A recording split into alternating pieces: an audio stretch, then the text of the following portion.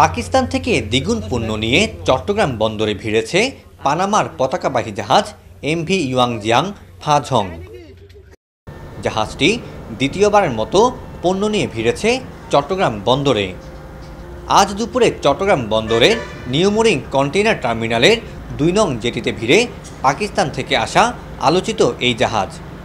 এর আগে পাকিস্তান থেকে কন্টেইনার সিঙ্গাপুর বা মালয়েশিয়ার ট্রানজিট পোর্ট ঘুরে চট্টগ্রাম বা মংলায় ভিড়ত। তবে ব্যবসায়ীরা বলছেন দুবাই থেকে করাচি চট্টগ্রাম রুটে সরাসরি এই জাহাজ চালুতে সময় ও অর্থ দুই সাশ্রয় হচ্ছে। ৮১১টি কন্টেইনার নিয়ে গেল শুক্রবার সন্ধ্যায় জাহাজটি বন্দরের বহির্নোঙরে পৌঁছালেও জাহাজটি বন্দর জেটিতে পৌঁছায় আজ দুপুর ৩টায়। এই ৮১১টি কন্টেইনার পণ্যের মধ্যে ৮৬% পণ্য পাকিস্তান এবং ১৪% পণ্য আরব আমিরাত থেকে এসেছে। শিপিং এজেন্টের ঘোষণা অনুযায়ী জাহাজটিতে সবচেয়ে বেশি এসেছে পরিশোধিত চিনি। ৮৮৫ কন্টেইনারে চিনি আছে ১,৪৮,২০০ ব্যাগ, অর্থাৎ প্রায় ৭,৫০০ টন। এছাড়াও গ্লাস তৈরির কাঁচামাল ডোলোমাইট আমদানি হয়েছে ১৭১ কন্টেইনার। সিমেন্ট তৈরির কাঁচামাল সোডা অ্যাশ ১৩৮ কন্টেইনার, আছে ৪৬টি কন্টেইনার কাপড়ের রোল, ১৮ কন্টেইনার আলু এবং ২০ কন্টেইনার আখের গুড়। এবার প্রায় ৮২৫ টিউজ নিয়ে এই জাহাজটা আসছে।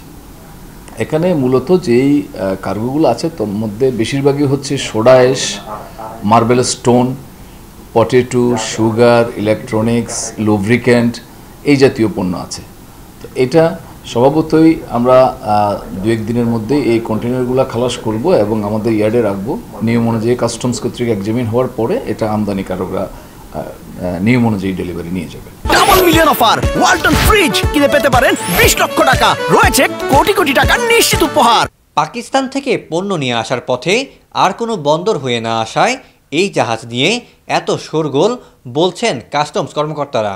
তবে সব জাহাজকেই একই নিয়মে পরীক্ষা নিরীক্ষার মাধ্যমে পণ্য খালাস করতে হয় জানায় কাস্টমস কর্তৃপক্ষ। আসলে পাকিস্তান থেকে না, সকল জাহাজের ক্ষেত্রে পণ্য যখন আসে আইজিএম সাবমিট হয়, বিল অফ এন্ট্রি সাবমিট হয়, যেগুলি আমাদের সিলেকশনের মধ্যে থাকে সেগুলি আমরা এক্সামিন করি, তারপরে স্ক্যান হয়, নানান ধরনের মেজারমেন্ট আমাদের আছে, তারপরে পণ্যগুলি খালাস হয়। এবং গতবার যেটা এসেছিল তখন তো বন্দর মানে পোর্ট অথরিটি সহ আমাদের প্রতিনিধি সহ সেইটা ভিজিট করা হয়েছে, তারপরে পণ্যগুলি খালাস করা হয়েছে। করাচি রুটে জাহাজ চালুর পর দ্বিতীয়বারেই বেড়েছে পণ্যের আমদানির হার, আর এতে খুশি ব্যবসায়ীরাও। এই রুট চালু হওয়ার ফলে আমাদের আমদানিকারকরা কম সময়ে এবং সাশ্রয়ী মূল্যে পণ্য আনতে পারবে এবং আমাদের রপ্তানির ক্ষেত্রেও বিশেষ করে চট্টগ্রাম বন্দর থেকে খালি কন্টেইনার নিয়ে যাওয়ার জন্য এই রুটের মাধ্যমে আমাদের বিশেষ করে জাহাজ কোম্পানিগুলো অনেক সুবিধা পাবে বলে আমরা মনে করছি। দুবাই ভিত্তিক কন্টেইনার জাহাজ পরিচালনাকারী সংস্থা feeder lines DMCC Dubai Karachi Chattogram বন্দর নতুন জাহাজ রুটটি চালু করে, যার ফিরতি রুট মালয়েশিয়া, ইন্দোনেশিয়া, ভারত হয়ে আবার দুবাই। বাংলাদেশে তাদের শিপিং এজেন্ট রিজেন্সি লাইন্স।